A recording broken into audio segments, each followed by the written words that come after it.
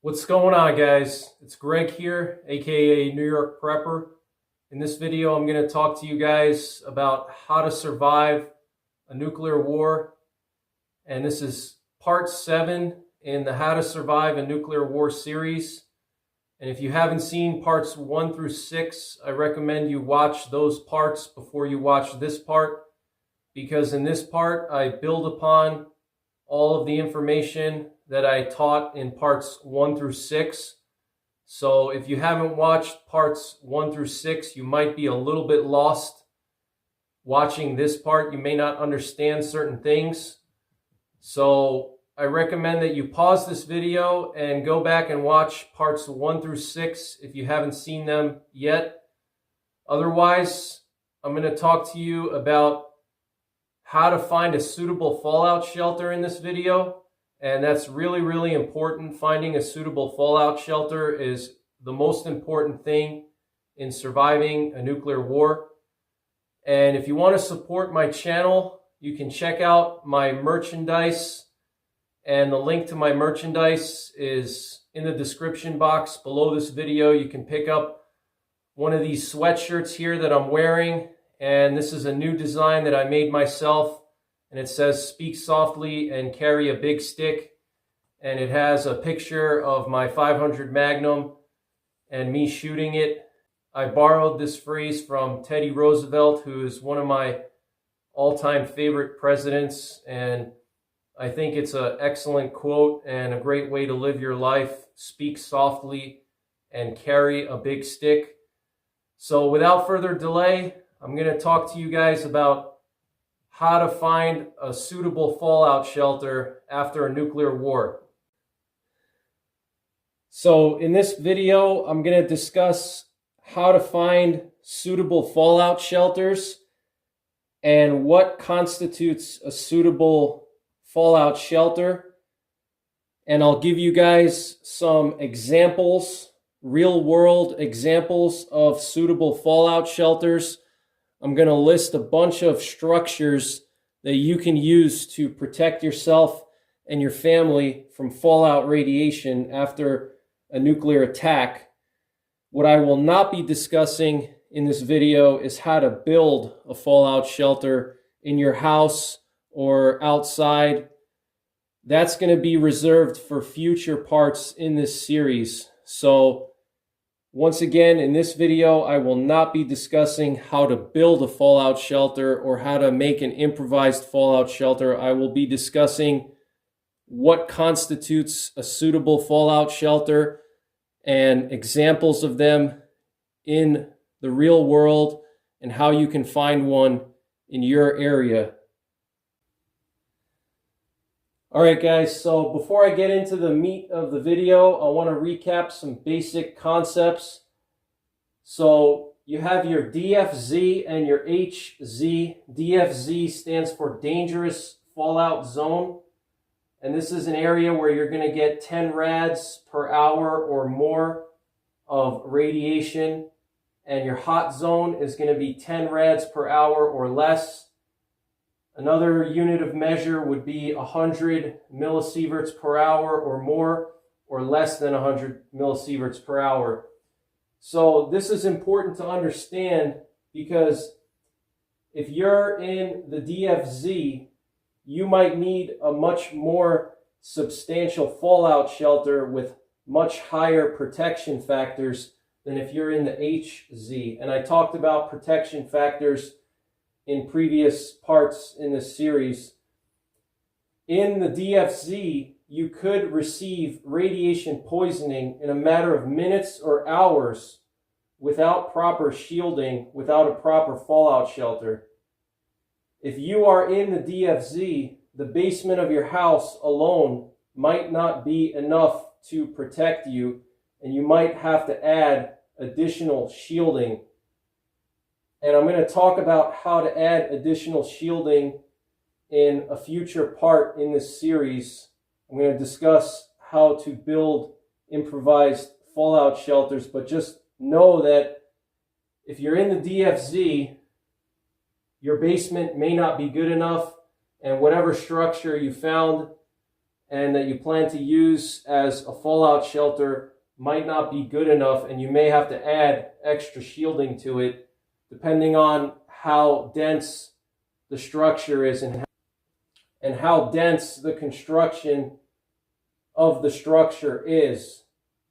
Now, as an alternative, if you don't want to build a fallout shelter in your basement, or you don't want to add extra shielding to whatever structure you found that you plan to use as a fallout shelter, an alternative is to find just a more substantial structure that's either deeper underground or has denser construction. So I hope that after you watch this video, you become proactive in finding a suitable fallout shelter in your area. And one thing to remember is you should try to have at least 3 fallout shelters. You want to have a plan A, plan B, and a plan C.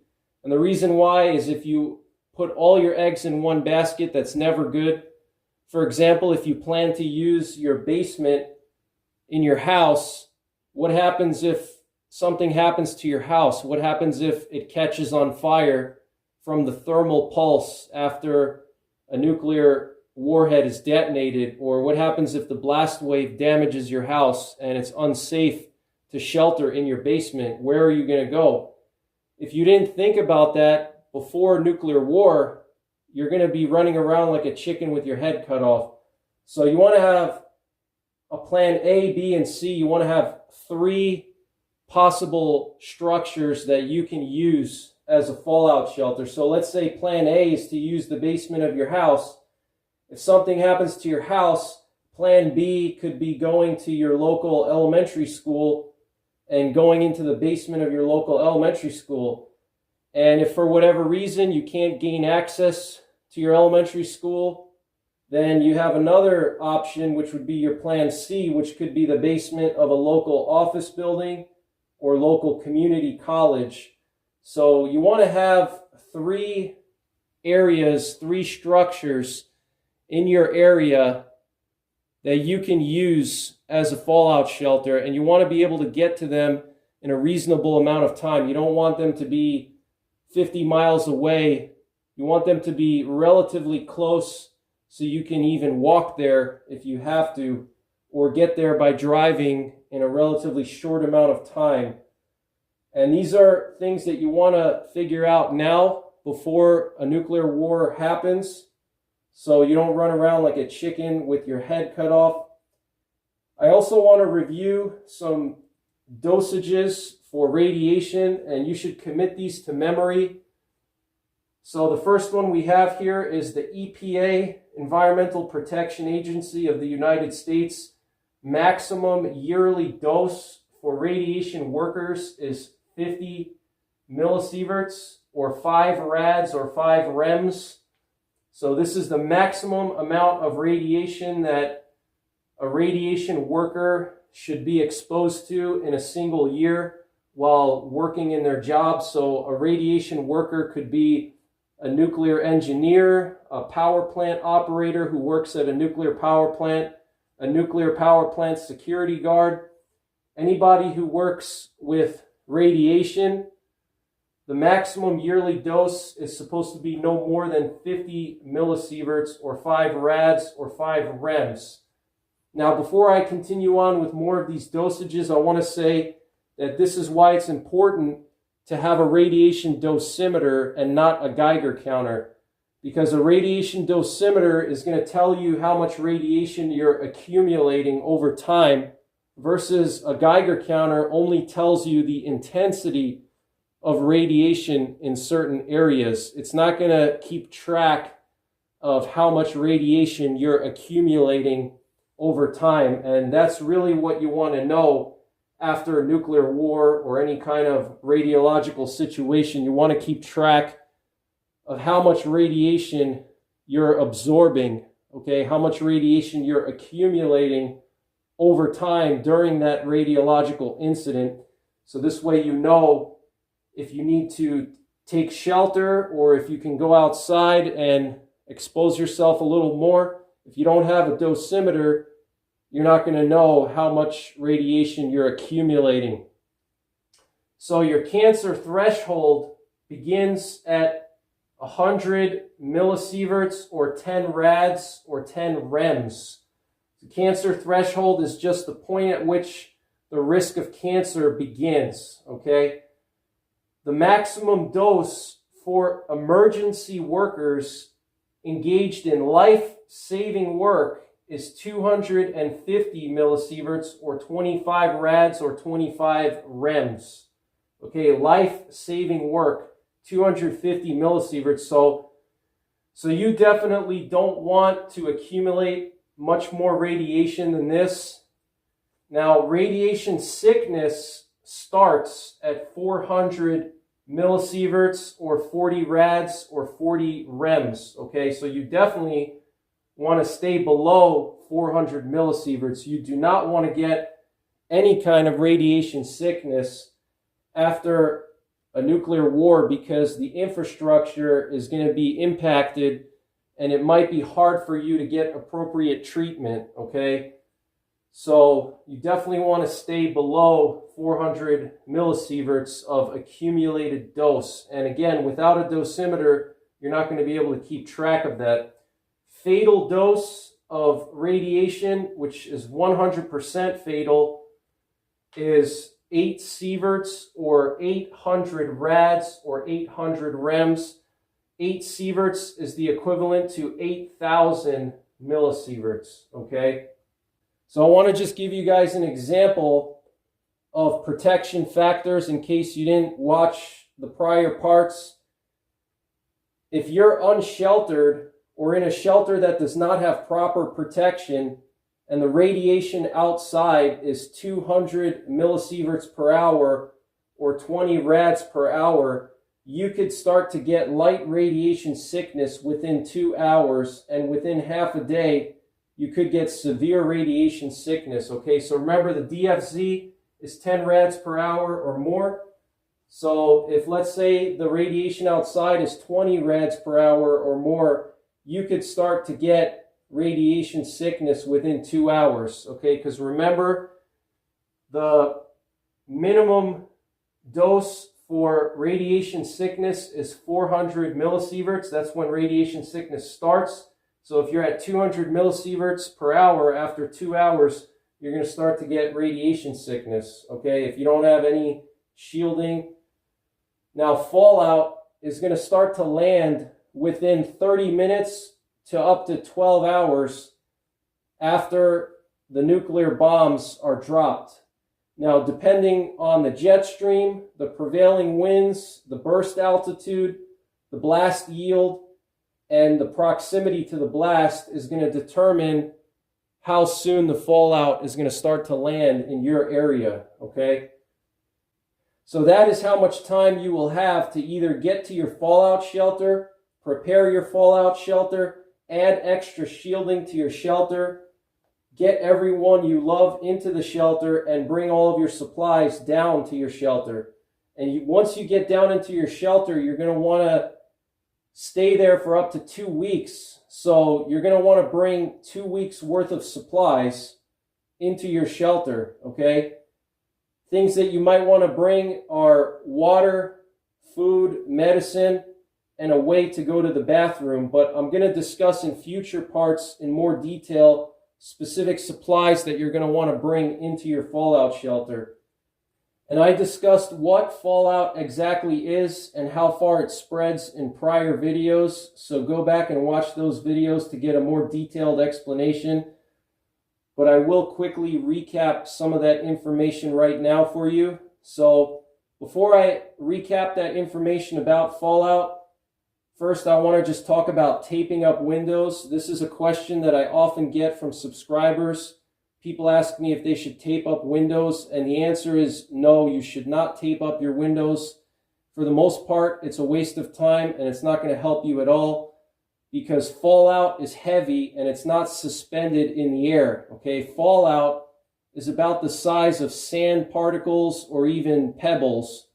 So taping windows is going to be a waste of time because the fallout is not going to be suspended in the air, okay? It's about the same size and same weight as sand, all right? So it's not going to be floating in the air. It's going to just land on the ground or on the roof of structures, the roof of vehicles.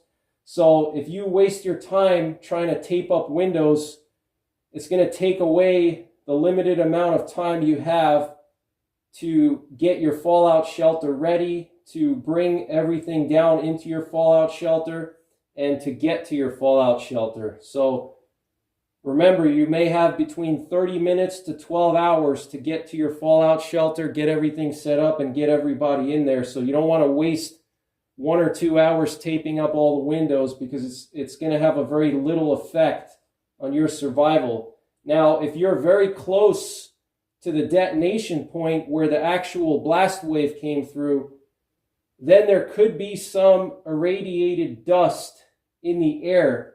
So in that situation, you would want to tape up the windows. But for 90% of Americans, you don't have to worry about taping up your windows unless you live very close to a nuclear target. And I've discussed the primary nuclear targets in the United States in other videos. And I also have a list of all the primary nuclear targets in the United States on my website, www.newyorkprepper.com, in the blog section. So the most critical thing is getting to your fallout shelter and getting it ready and getting everybody you love into the fallout shelter. That's the most important thing. Forget about taping up your windows, all right? I also want to make a quick mention about food and water, because a lot of people have been asking me about that. So yes, food and water can become irradiated if it's exposed to the fallout radiation. But if you're starving to death or you're really, really thirsty, it's better to just drink some irradiated water or eat some irradiated food than it is to starve to death or die of kidney failure, okay? Because eating some irradiated food or drinking some irradiated water is not going to kill you. It's going to increase your cancer risk, but it's not going to kill you. But starving to death or dying of thirst is going to definitely kill you, okay? Now, there is a simple solution, okay? Yeah, you can try to purify the water somehow and do stuff like that, but the simple solution is just bring all of your food and water down into your fallout shelter. Then you don't have to worry about it, okay? So bring all of your food and water. You want to have at least 2 weeks of food and water, and you want to bring that down into your fallout shelter, and then you're not going to have to worry about it becoming irradiated. But I will discuss in more depth in future parts in the series about what to do about food and water, and discuss more in depth what to do with food and water after nuclear war. So why do we need a fallout shelter? So we need a place that can protect us from the radiation for up to 2 weeks while the radiation subsides. If you recall from the previous parts in this series, I discussed how radiation after a nuclear attack is not permanent. It fades away after 2 weeks. Now, recall from previous parts that fallout is pulverized earth and material that gets sucked into the mushroom cloud during the blast of a nuclear bomb, and it gets carried up into the atmosphere by the rising mushroom cloud, where the fallout is carried downwind and it falls out of the sky. Hence the name fallout. Now, fallout particles are irradiated when they are exposed to the initial radiation pulse during the warhead detonation, but they don't stay radioactive for a very long time like radioactive materials or elements. So most fallout radiation subsides within 2 weeks. So you need to have a suitable shelter that can protect you from the radiation during that 2-week period while you wait for the radiation to fade away. Now, nuclear power plant meltdowns are completely different than nuclear fallout, because in a nuclear power plant meltdown, you have solid nuclear fuel that overheats and melts down through the floor of a nuclear power plant and gets embedded in the ground. And in that situation, you're dealing with solid nuclear fuel. You're not dealing with irradiated sand-sized particles. And so that nuclear fuel takes thousands of years to lose its radiation. All right, so fallout is different than nuclear power plant meltdowns. Now, you can recall from previous parts, I discussed the three main ways to protect yourself from radiation. You have distance, time, and shielding. Now, of these three, the one that has the biggest impact is shielding. Okay, distance does not have as much of a beneficial effect for us because fallout radiation will be coming from everywhere, because the fallout is going to be landing all over the place. It's going to be landing on the ground, it's going to be landing on the top of your house, and it's going to be landing just everywhere. So no matter where you go, you're not going to really be able to put much distance between you and the fallout, because let's say, for example, you move from one side of your house to the other side of your house, the radiation is still penetrating through your house because the fallout is all over the place. It's all over the ground. So distance is not as beneficial when we're talking about a nuclear war. Now, distance is very beneficial when we're talking about a nuclear power plant meltdown, because you have a point source of radiation that you can move away from, and there's no other radiation sources that you have to worry about. So as you move away from that point source of radiation, the radiation is going to decrease dramatically, okay? And your accumulated dose is going to go down dramatically. But in a fallout scenario, the fallout settles everywhere and the radiation is everywhere. So it's going to be hard to use distance to your advantage. Now, recall the inverse square law for distance, okay? The inverse square law is basically the square of the distance gives us the reduction in radiation. So for example, if you double your distance from a radiation source, provided that there's not another radiation source that you're moving close to, if you double the distance from the radiation source, the radiation will decrease by 4 times. If you triple the distance from the radiation source, the radiation will decrease by 9 times.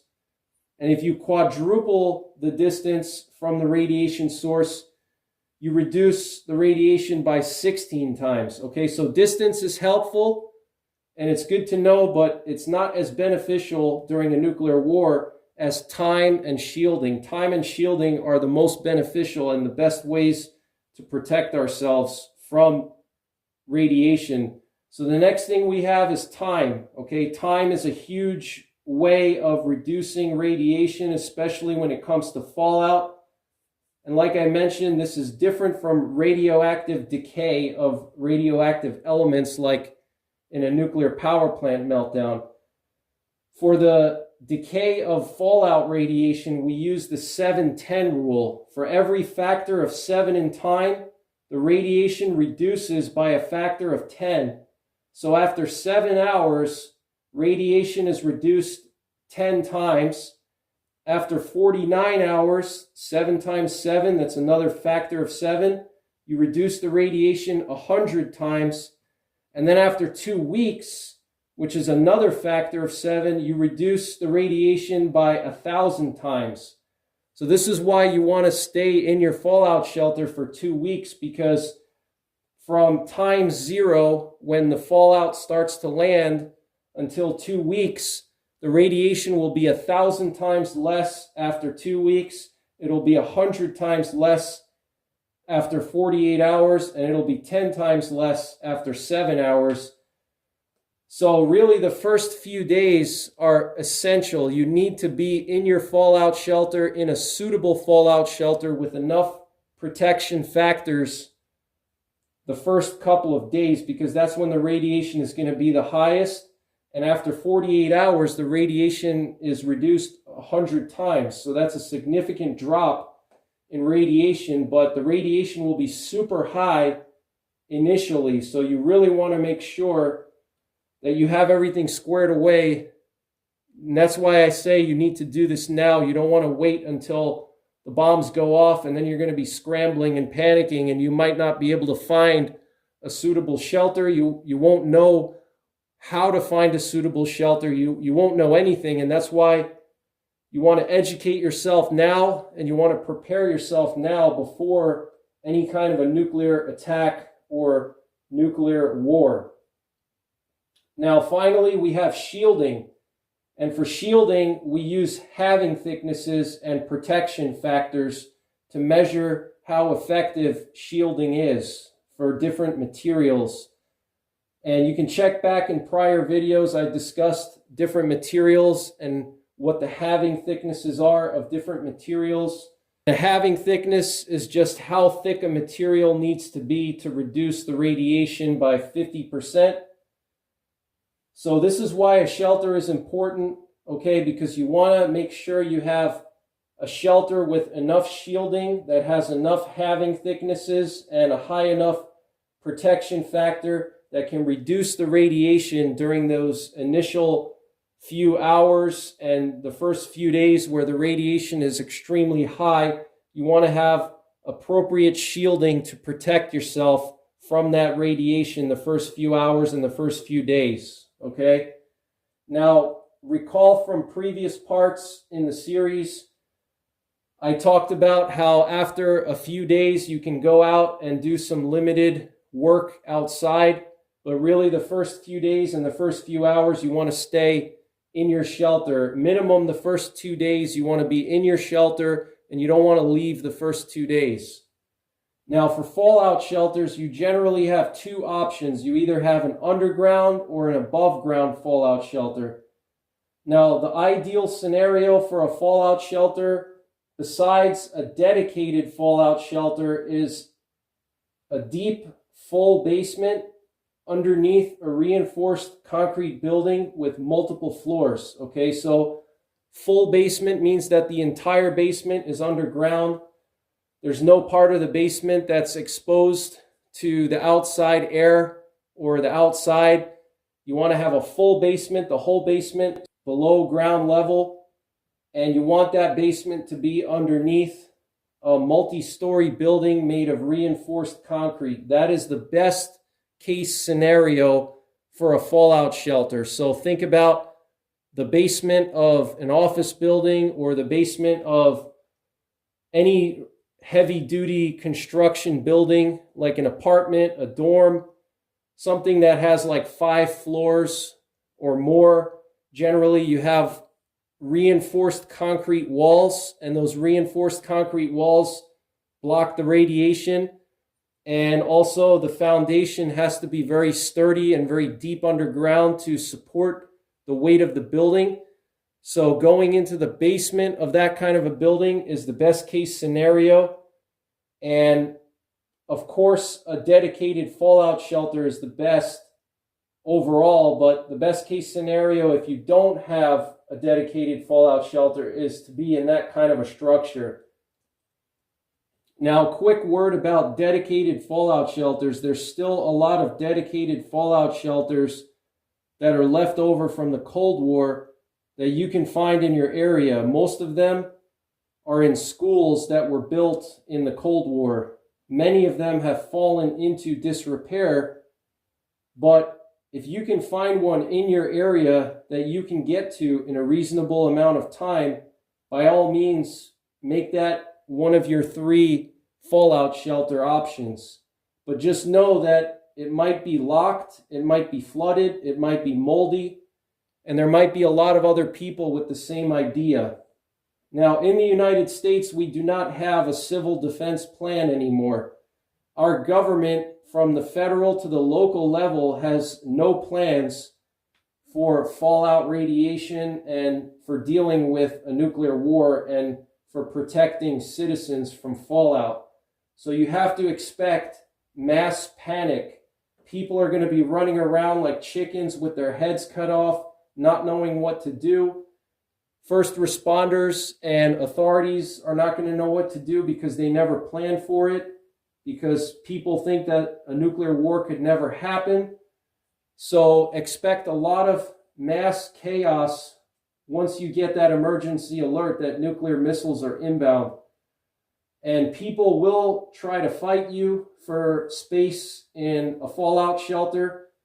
So you have to remember that if you give up your shelter space for somebody else, you could possibly die, okay? So shelter space will literally be a matter of life or death, and there could be people fighting you for that shelter space. So you need to keep that in mind, okay? They could also be fighting you for your supplies as well. Now, some general rules of thumb for finding a suitable fallout shelter. If you live near a nuclear target, you need to have a more substantial fallout shelter because you will most likely be in the DFZ, dangerous fallout zone, and you will likely be exposed to a higher amount of radiation in a short period of time. So if you're near a nuclear target, you're going to need a more substantial fallout shelter with more halving thicknesses and a higher protection factor. Generally, anything underground is better than above ground because the soil protects you from the fallout.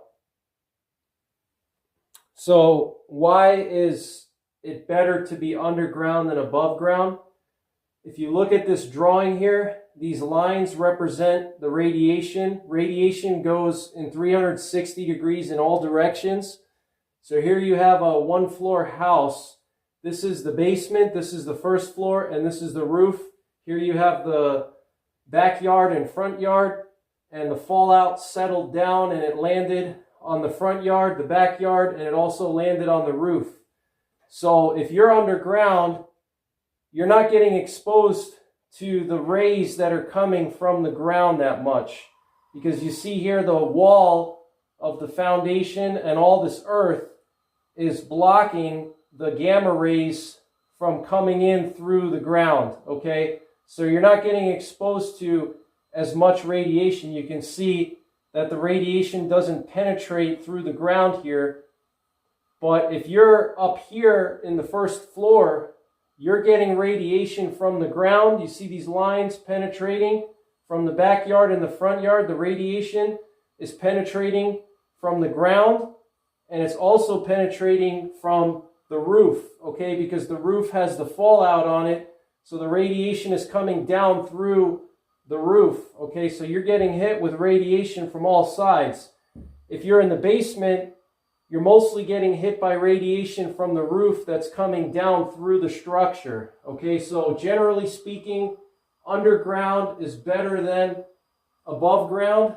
Also, the deeper underground you are, also the better, because you have more earth to shield you from the radiation, and you're also further away from the radiation on the top of the structure that's penetrating through the floors. Okay, so underground is always better than above ground. Underground is the golden standard of a fallout shelter. Above ground is good too, but you're going to need a very sturdy structure that has a lot of dense material for the exterior walls and the roof and the floors to really protect you if you're in an above ground structure, okay? And again, deeper underground is better. Also, the more floors in the structure, you also get more protection. So if you have a 3-story building, you're going to get more protection than a 1-story building or a 1-floor house, okay? And the reason why is because you have multiple floors, and the floors themselves act as shielding, so they block a lot of the gamma rays that are coming through down from the roof, and they're also putting distance between you and the radiation, okay? So more floors is also better. So again, a multiple floor structure is better than a single floor structure. Another rule of thumb is that generally a structure made of denser material is better. And the reason why is denser material will have more halving thicknesses and a higher protection factor. So for example, if this is a wood frame house is not going to provide much protection from radiation because plywood is not very dense, it's not thick, so it's not going to provide much protection. But if you had a reinforced concrete building, it's going to provide much more protection because the concrete is thick, it's dense, and it can protect you from the gamma rays. Okay, so the denser the material in the building, especially the walls and the floors and the roof, the better it is, the higher protection factor, and the better it's going to be for a fallout shelter. Now also, the more square footage of a structure is also better because if you have a larger structure, you're going to have more distance from the radiation. So in this example, you can see this is a pretty small structure. You only have 3 windows here. If I doubled the size of this structure and we had 6 windows, if I took one of these houses here and I cloned it and I put it right here, this would be better than just the one house by itself because you now have more distance between the radiation and yourself, okay? So more square footage is generally better. Also, generally less windows and less doors is better because windows and doors are typically not made of dense material, so the radiation will easily be able to penetrate. So any structure that has as minimal amount of windows and doors or smaller windows and less doors is better than a structure that has a lot of windows and a lot of doors. So for example, if you find a greenhouse is very bad because it's all windows and those windows provide very little shielding and very little protection from radiation, okay? But if you find a brick house with just a couple of windows is much better than a greenhouse, okay? Because the bricks are dense and they'll provide much more shielding. So less windows or smaller windows and less doors or smaller doors is better than more windows and more doors or bigger windows and bigger doors. And also, generally speaking, the corners of a basement provide the most protection in a basement. And the reason why is, if you look at this drawing here, you can see that these dashed lines represent some radiation that's penetrating from the ground, and the radiation is penetrating through the top of the basement here, and it's getting into the center. Okay, this is the center of the basement, and these are the corners. You can see the corners have the most earth around them. Okay, you have the most shielding around them. So the corners are going to protect you more than the center. Also, when you're in the center, you're exposed more to the radiation that's coming down through the roof, okay, through the house itself. So corners are always better than the center when we're talking about basements, okay? Basements, not above ground. In an above ground shelter, it's the opposite. So generally, in an above ground shelter, the center is the best part, okay? And you want to be centrally located, equally distant from both walls, okay? So here you can see you're centrally located. Let's say you have 5 feet from each wall, okay? So that's going to be your best bet in an above ground shelter. You also want to be in the middle floors of the building, okay? So what that means is, let's say you have a 6-floor building. The 3rd floor is going to have the most protection.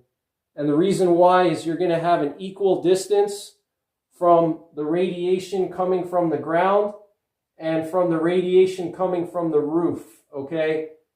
So the bottom floors are not going to be good and the top floors are not going to be good because let's say you're right up here in the attic. Look at all the radiation here, okay? You have very high amounts of radiation right above your head. So you don't want to be on the top floors And you don't want to be on the bottom floors because you're close to all the fallout on the ground, okay?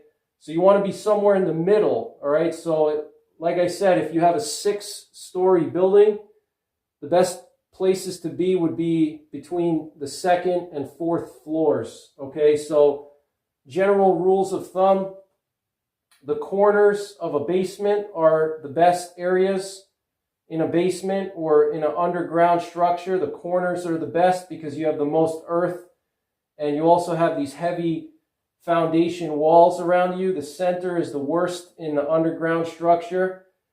In an above ground structure, you want to be in the center, so opposite of an underground structure. You want to be in the center to give yourself equal distance from the walls where the radiation is going to be coming through. And then you also want to be in the middle floors of the building, okay? Also, generally speaking, just because you are in an underground structure does not mean you are sufficiently protected.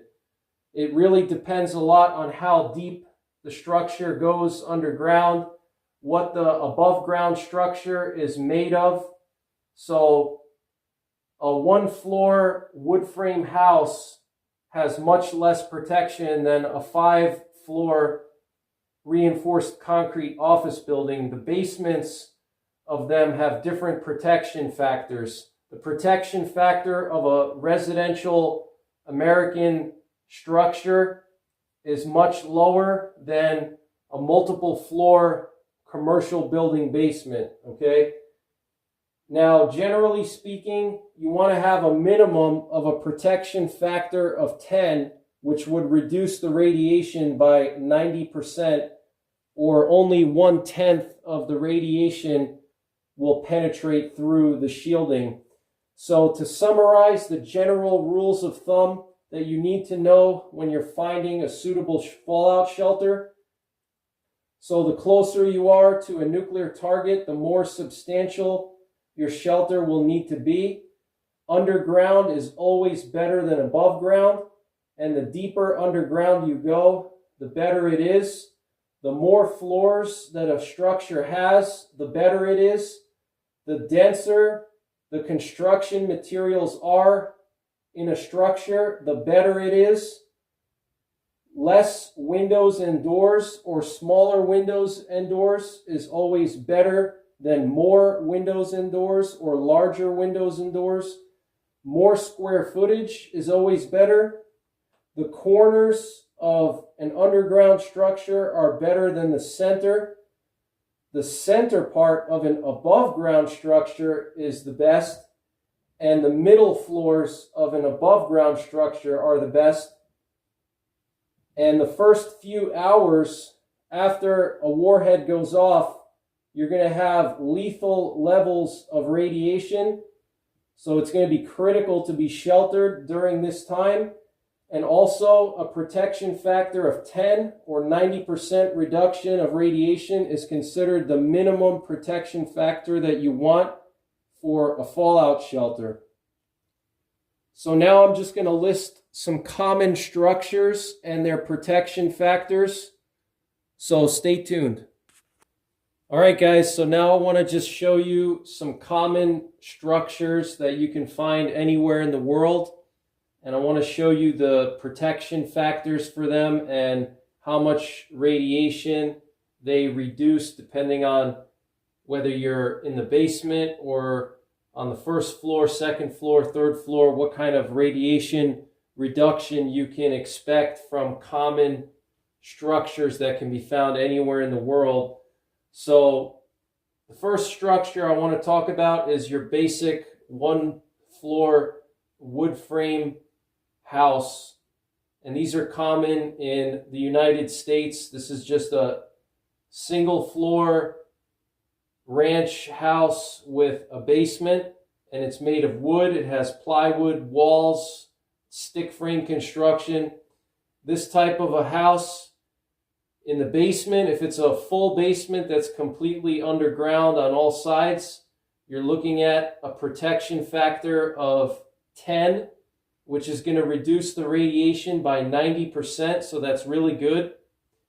if you don't have a basement, or for whatever reason you have to shelter on the first floor, if you're in the center of the first floor, you're only getting a protection factor of 2. So you're only going to be reducing the radiation by 50%, which is not much. So what you're going to have to do here is you're going to have to build an extra shelter inside of your house, okay? So I'll show you guys how to do that in future videos, but you're going to need to improvise some extra shielding to increase the protection factor if you do have to shelter in the ground floor of a 1-floor wood frame house, and if you can't access the basement, okay? Moving on, we have a very common type of structure in the United States. You have your 2-floor wood frame house. This is what most residential homes in the United States are made of. And the basement of a 2-floor wood frame house has a protection factor of about 15. So you're going to get 93.4% reduction in radiation. So that's quite a bit. If you're on the first floor of this 2-floor wood frame house, you're also going to just get a protection factor of 2 and only 50% reduction in radiation. So you're going to have to add extra shielding and improvise some shelter materials. Moving on, we have a 2-floor brick veneer house, and these are also very common in the United States. These are houses that have a layer of brick on the outside, and bricks are actually pretty good at reducing radiation. They have some good density to them. So a brick veneer 2-floor house has a protection factor of 20 in the basement, and that reduces the radiation by 95%, which is very substantial. And the first floor will have a protection factor of about 3. And again, these are the best locations. So these are the maximum protection factors that you can get. So 10 for the 1-floor wood frame house would be in the corners. 2 on the first floor, the protection factor of 2 would be in the center of the first floor. Same thing with all these numbers here. They represent the best protection factor in the best location of the basement and the best location of the first floor. So the first floor center, you're going to get about 66% reduction if you're in a 2-floor brick veneer house. So you will also have to improvise some extra shielding there, because 66% reduction is not that much, especially if you have very high levels of radiation outside. If you're in the hot zone and you're not getting a lot of radiation, then it might be okay. But if you're in the dangerous fallout zone where you're getting more than 10 rads per hour or more than 100 millisieverts per hour, you're definitely going to want to add shielding to your first floor shelter. If you're in a wood frame house or even a brick veneer house, because the protection factors are just not enough. Now we take a big step up to the next level, and these are the ideal shelter locations. These are the ideal scenarios. Actually, the best scenario is over here. This is your multiple floor reinforced concrete commercial building with a very deep basement that has 2 levels underground.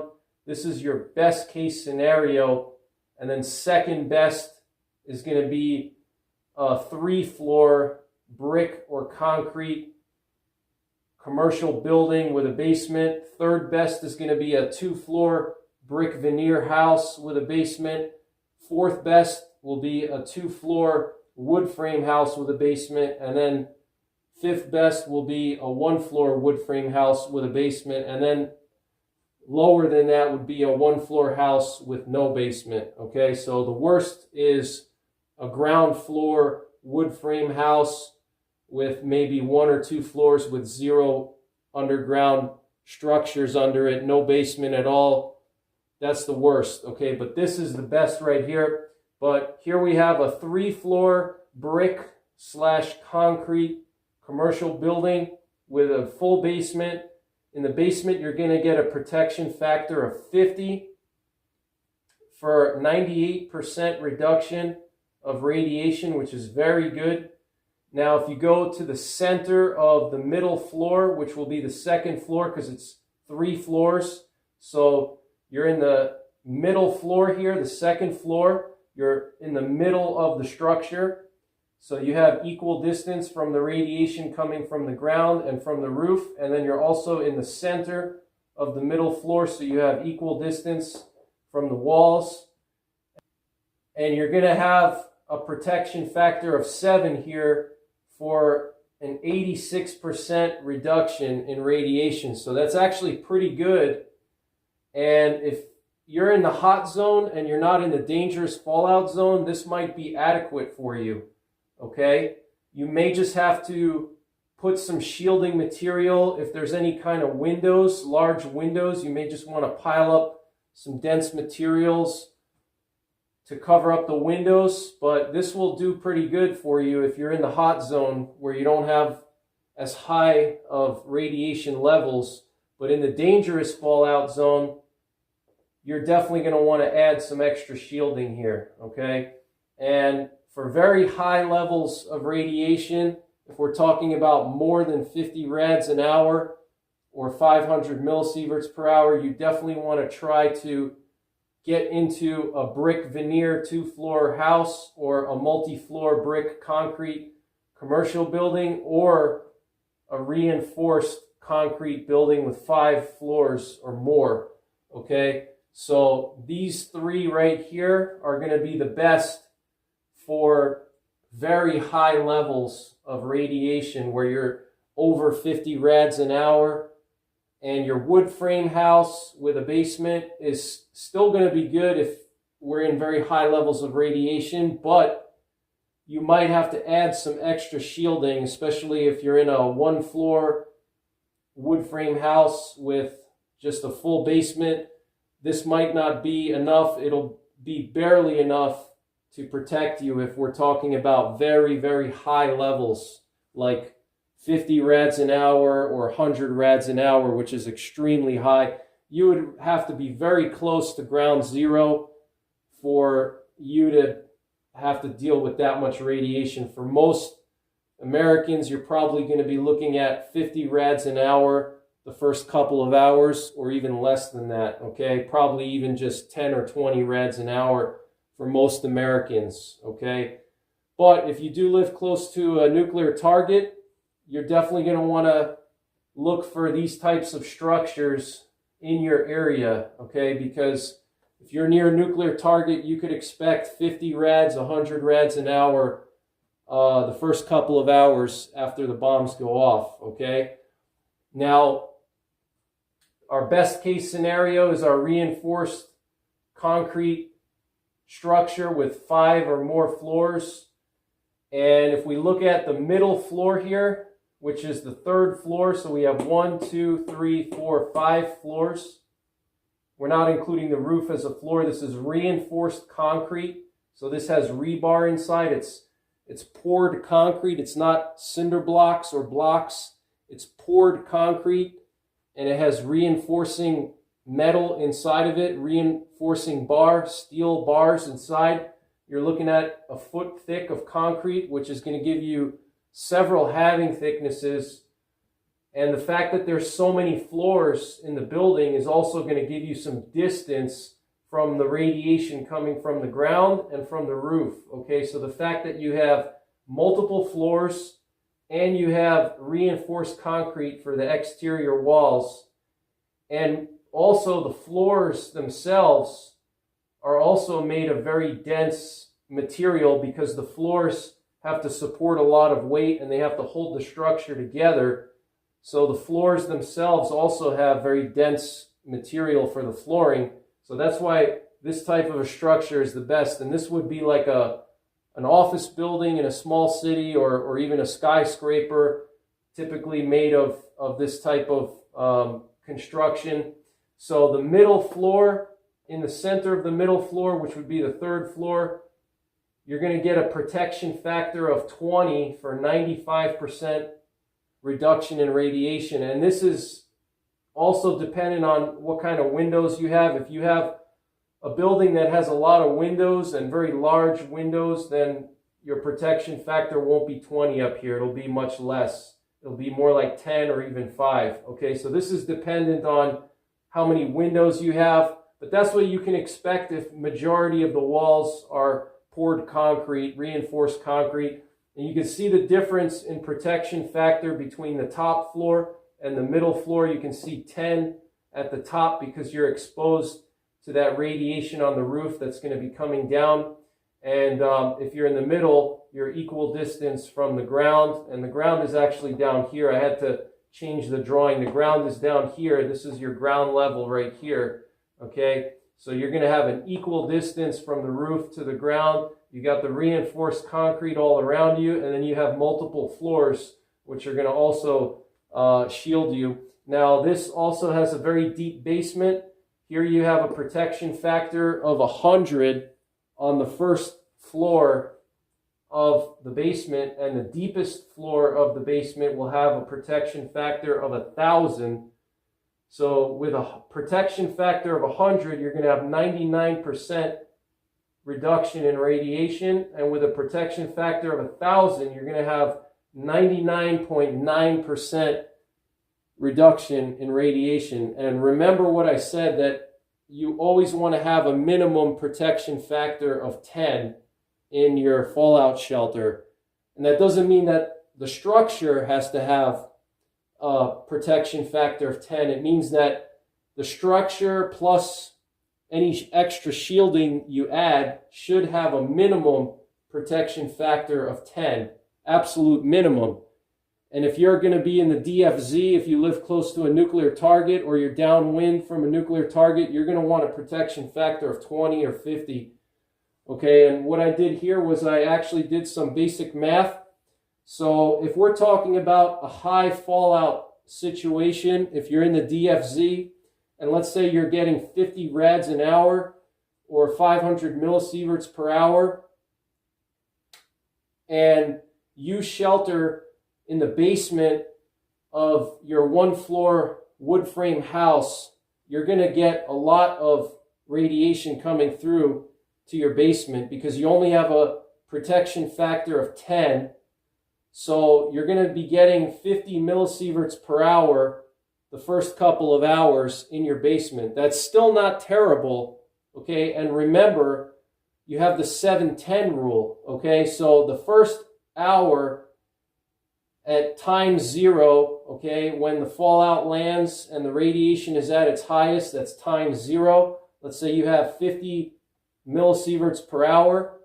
Remember, after 7 hours via the 7-10 rule, the radiation is going to be a factor of 10 less. So then after 7 hours, you're only going to be getting 50 millisieverts per hour of radiation outside, okay? So even in a high fallout situation, the basement of a one-floor wood frame house, you're still getting pretty good protection because let's say the first 5 hours, you're getting 500 millisieverts per hour outside, which is very high, 50 rads an hour. You have a protection factor of 10 in your full basement, which is mostly underground here, as you can see. You also have to cover up your windows with appropriate shielding material, which I'll talk about in future videos, how to prepare your fallout shelter and how to prepare the structure that you're going to be sheltering in.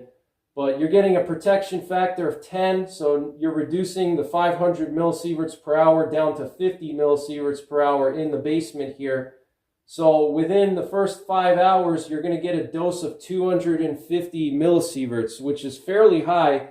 That's the maximum limit for first responders engaging in life-saving work, if you remember from the beginning of the video. So you're basically at the upper limit of what kind of radiation dose you want to get if you're in the basement of a one-floor wood frame house and you have a lot of fallout. But remember, via the 7-10 rule, after 7 hours, the radiation outside is only going to be 50 millisieverts per hour. So after 7 hours, because you have a protection factor of 10, the radiation after 7 hours went down to 50 millisieverts per hour outside. So now if you do the math, you're only getting 5 millisieverts an hour after 10 hours. So that's really good. And then after another factor of 7, which will be two days or 49 hours, it'll reduce another factor of 10, and it'll be even less. You'll be at 5 millisieverts per hour outside, and then a factor of 10, protection factor of 10, will reduce that even lower. So even in a dangerous fallout zone area, the basement of a wood frame residential house, residential structure, is very good protection, okay? And you can always add extra shielding, okay? And I'm going to talk about that in future videos, how to improvise fallout shelters and how to add extra shielding. But even just a full basement house is excellent protection for high fallout areas. But if you're in a situation where you're getting 100 rads an hour, you're like within 20 miles of ground zero, and let's say you live in lower Westchester County, New York, and a nuclear bomb was detonated over Manhattan, you're probably going to be in some very high fallout. You're going to be probably getting 100 rads an hour, which is 1,000 millisieverts an hour. And what that means is if you're outside for 30 minutes, you're going to start to get radiation sickness, okay? Remember, radiation sickness starts at 400 millisieverts of accumulated dose. So if you're outside when there's 1,000 millisieverts an hour, it's going to be roughly 20 or 30 minutes before you start getting radiation poisoning, all right? And after a couple of hours, you'll get a fatal dose, all right? So in that situation, when you have 1,000 millisieverts an hour or 100 rads an hour, which is extremely high, you're going to want to try to find a brick veneer 2-floor house with a protection factor of 20, because that's going to reduce the radiation down to 50 millisieverts per hour in your basement. So that's pretty significant reduction.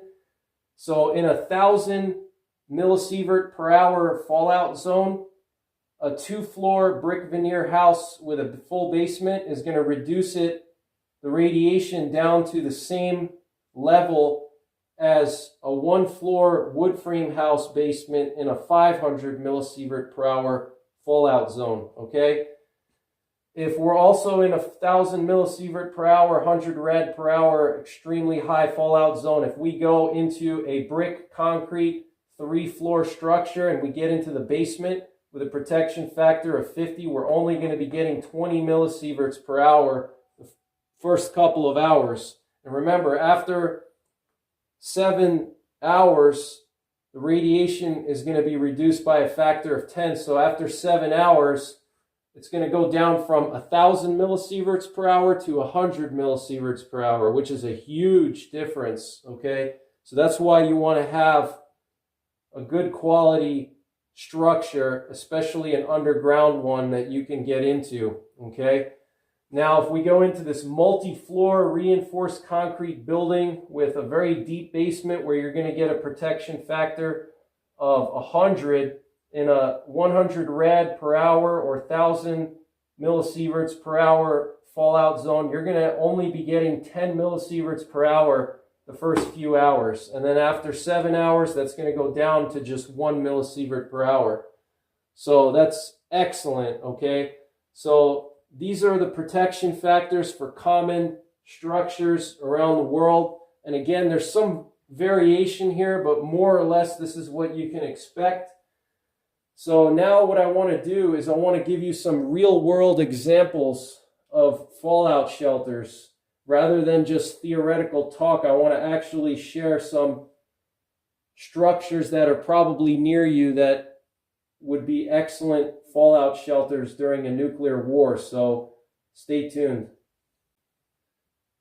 All right, guys, so what I'm going to do now is I'm going to give you examples of real-world structures that you can use as a fallout shelter. Now, before we talk about these different structures, you have to think about tools, because you might have to use certain tools to gain entry into these structures. So you definitely want to have a pair of heavy duty bolt cutters, like at least 18 inches or 24-inch bolt cutters that can cut through locks and stuff like that.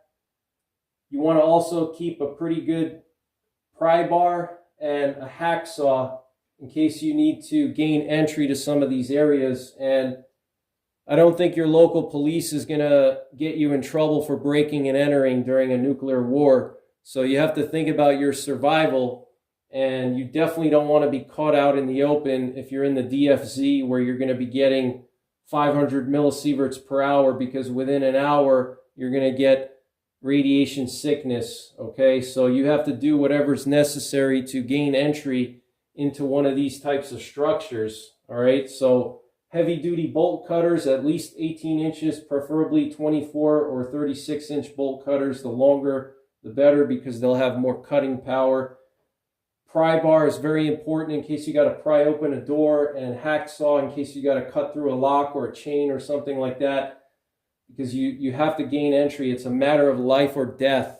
Okay, so don't be afraid of breaking into one of these structures. It's literally a matter of life or death, and I really don't think your local police is going to worry about arresting you in a nuclear war when you're trying to gain entry into the basement of one of these types of structures. All right, so what I'm going to do is I'm going to list the best structures first, and then I'm going to work my way down to the worst. So the best structure, in my opinion, is a subway or metro station. And the reason why is a subway or a metro station is underground, and it's usually built very solidly to support the weight of the ground above the metro station and above the tunnels, the subway tunnels. So you have that heavy duty concrete, reinforced concrete, several feet of reinforced concrete all around you, and you're also several dozen feet underground.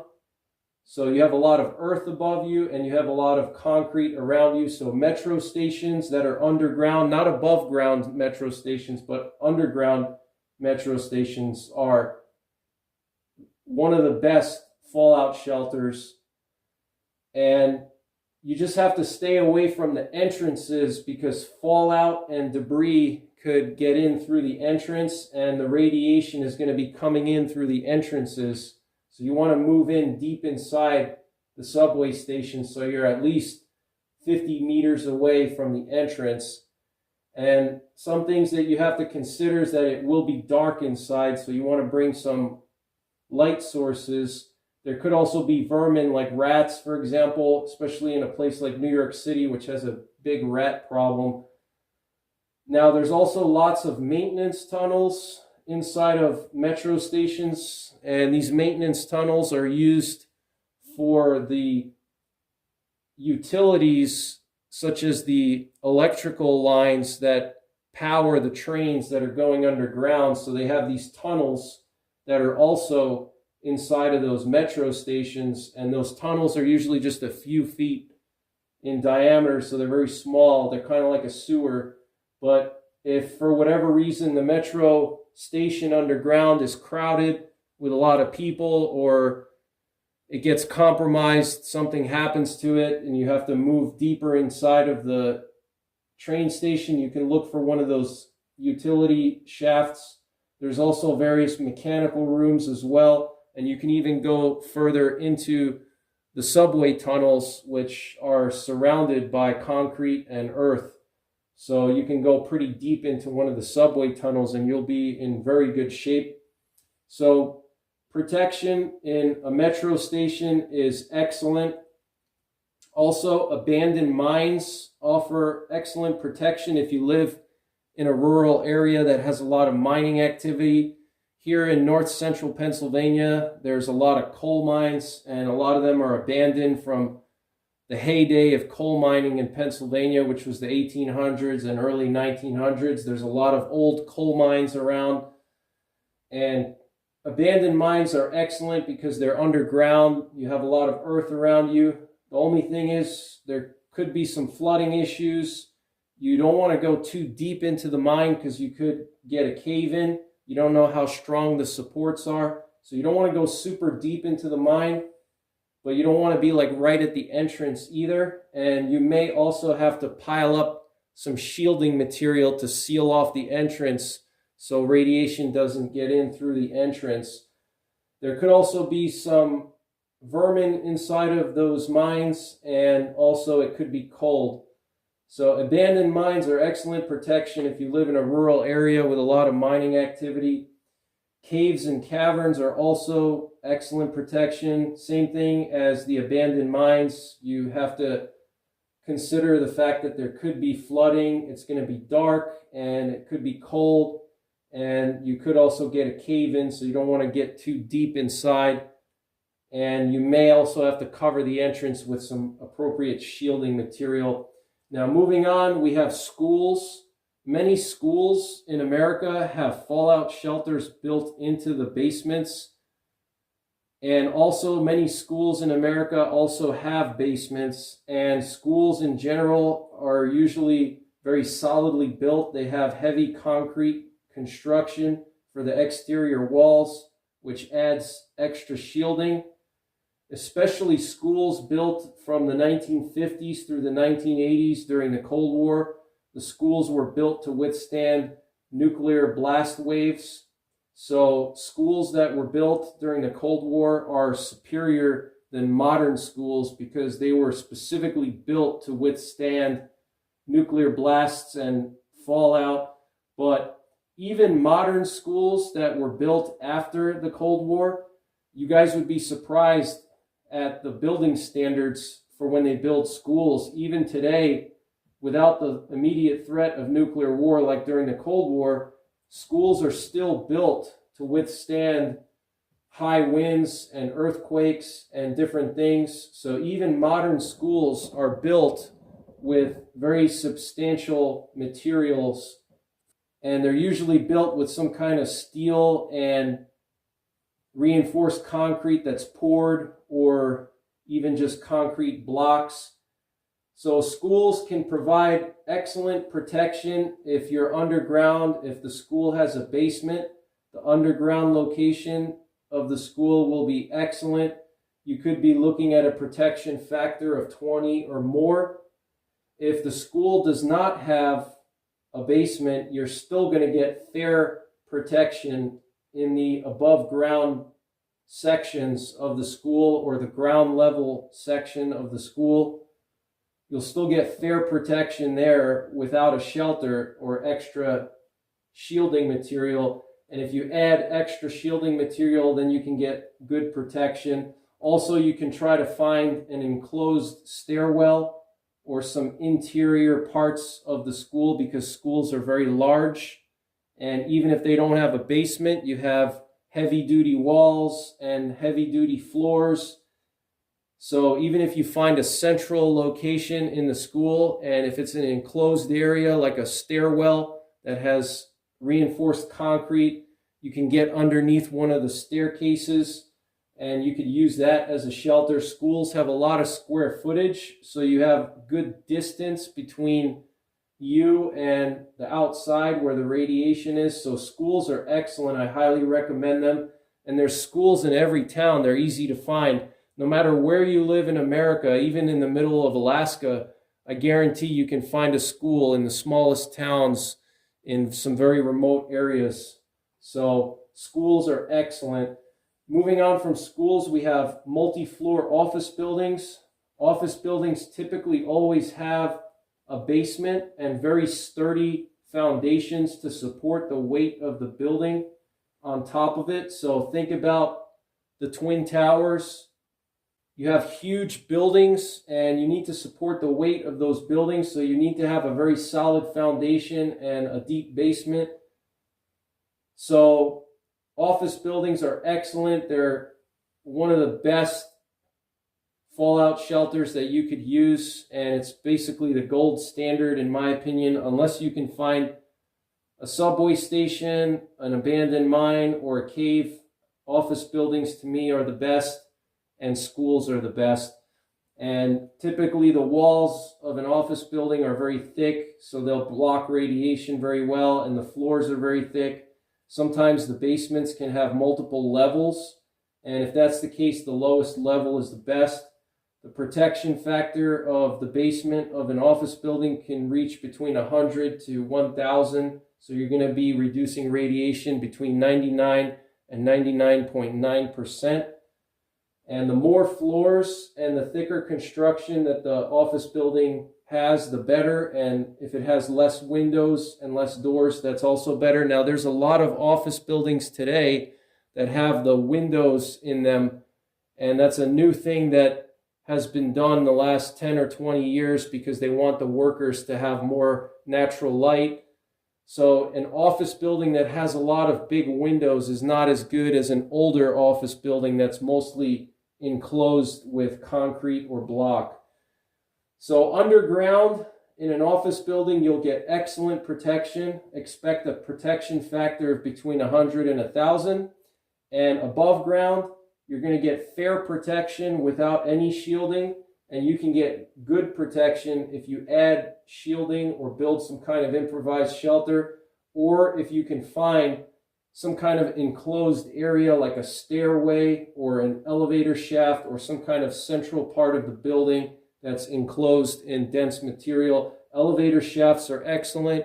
Stairwells are excellent, provided that they're mostly enclosed and kind of more in the center of the building.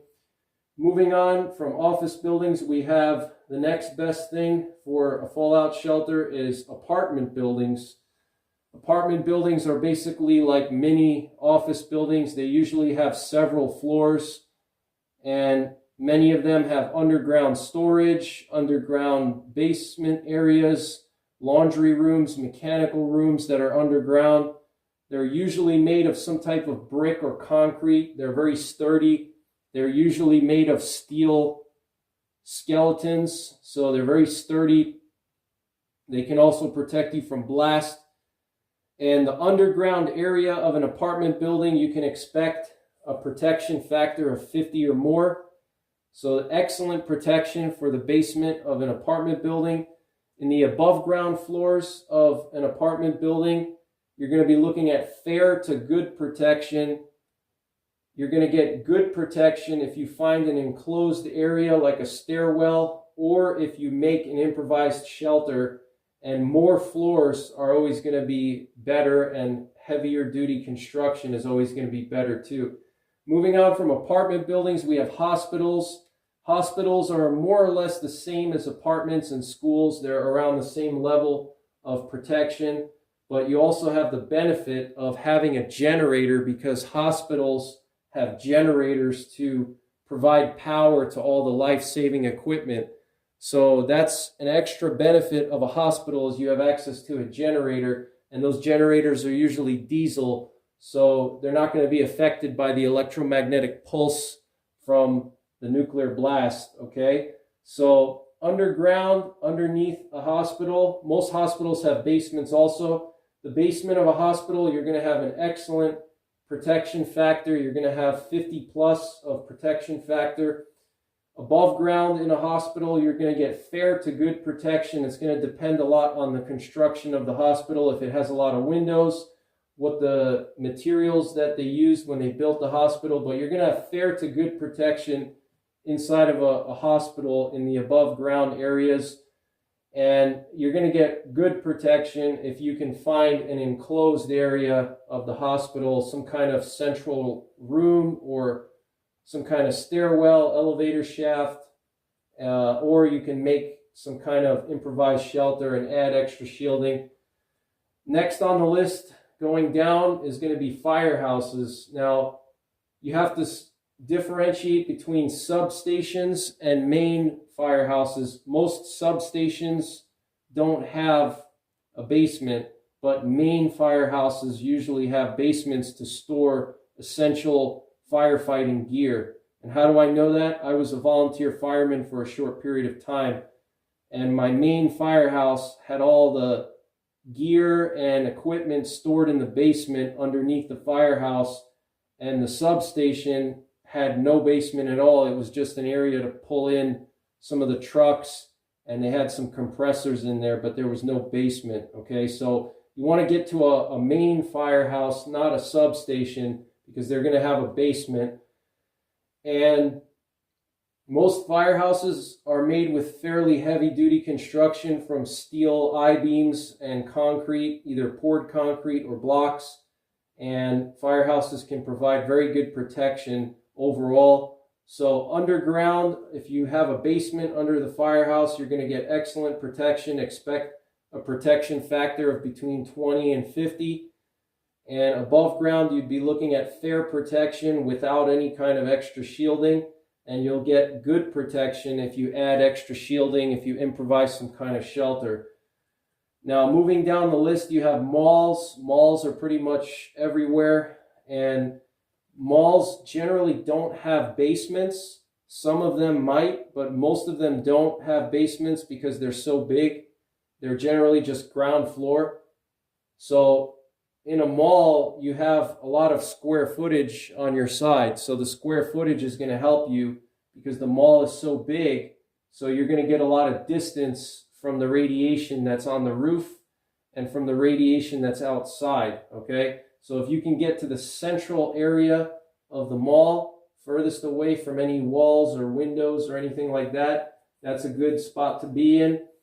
Malls are also made of reinforced concrete. They have to be very sturdy because they're so large and they're battered by winds. So they need to have good solid construction from steel and concrete. So that's going to provide a lot of shielding.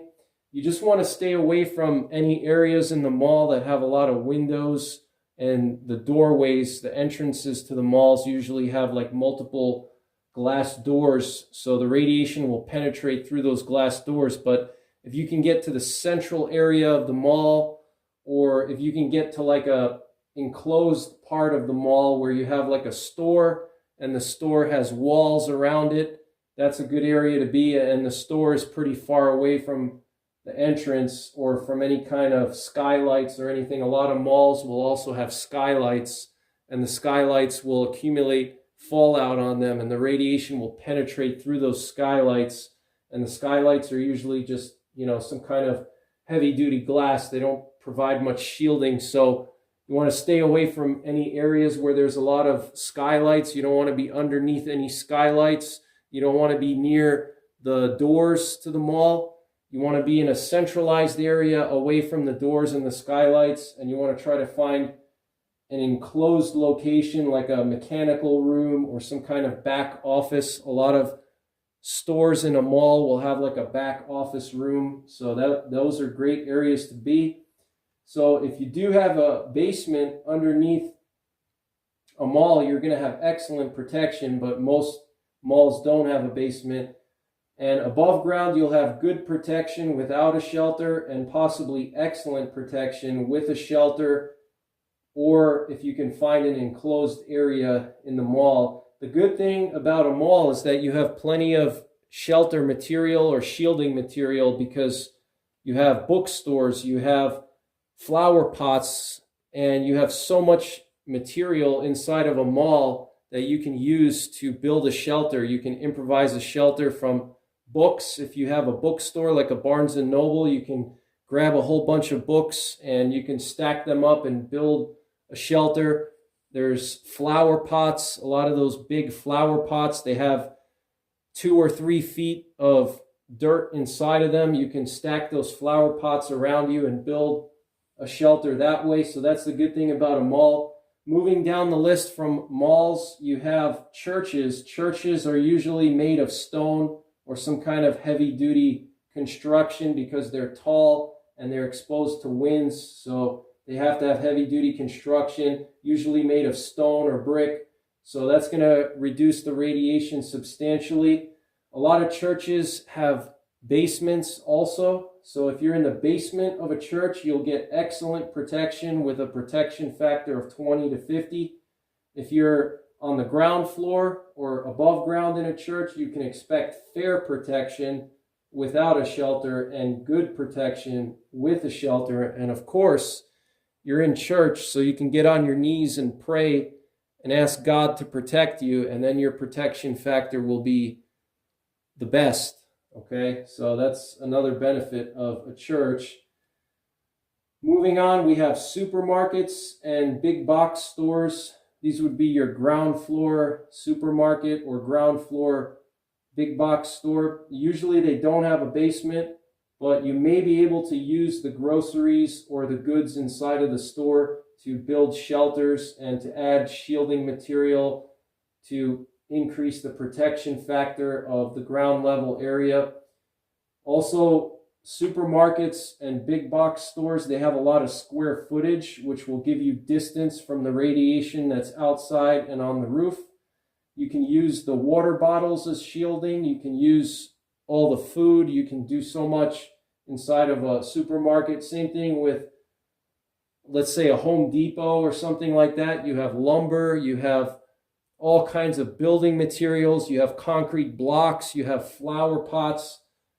If you're in a store like a Home Depot or something like that, there's so much shielding material around you. You can build a really good improvised fallout shelter. And because those stores are so massive, you're getting a good bit of distance to help you. Okay, so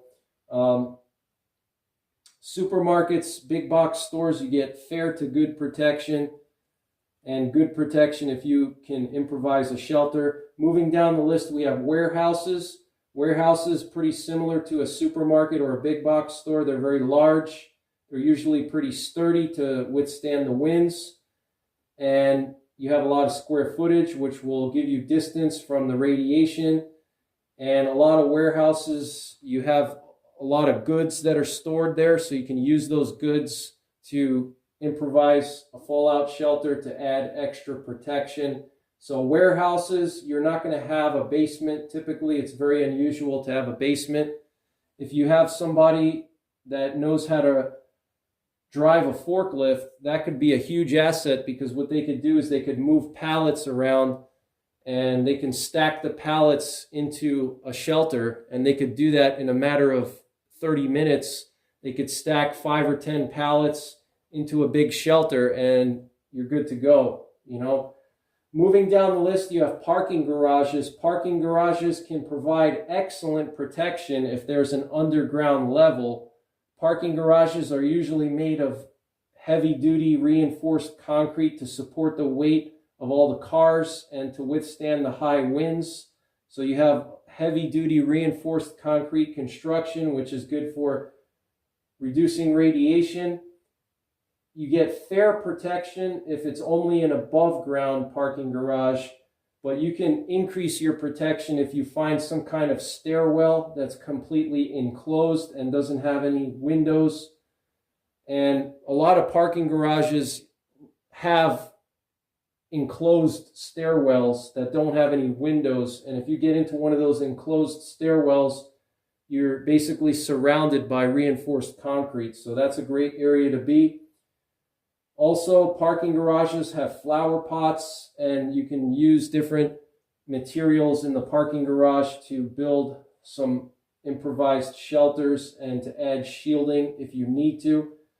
So parking garages underground, you have excellent protection without a shelter. Above ground, you have fair protection without a shelter, and you have good protection if you can find an enclosed stairwell or some kind of enclosed area. Now, if you're in an above ground parking garage and the parking garage is open, like most parking garages are, that's not a good area to be. You don't want to be right next to that open area because the radiation will be penetrating through. But you're going to have a lot of concrete underneath you. If, let's say, you have a 3-level parking garage, you're going to have heavy-duty concrete on all the floors.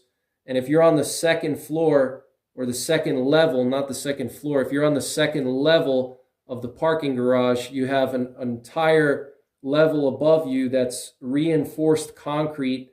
You know, you're talking about a foot thick of concrete above you, and then you have another floor below you that's a foot thick of concrete. So parking garages can be very good. Moving down the list, you have utility access tunnels, and these are basically in every major city in America and in Europe, all around the world. You need to have these utilities going underground in a big city. You can't have power poles because it would interfere with the construction of the city. The power poles would take up too much space because in a big city, you want to squeeze all the buildings together. You want everything packed in tight. So you can't have power poles and exposed electric lines. So all the electricity in every big city around the world, the electricity and the communications lines are run underground in these tunnels, in these shafts. And they're basically very similar to a sewer, okay? These tunnels could be about 4 to 6 feet tall and maybe 4 to 6 feet wide.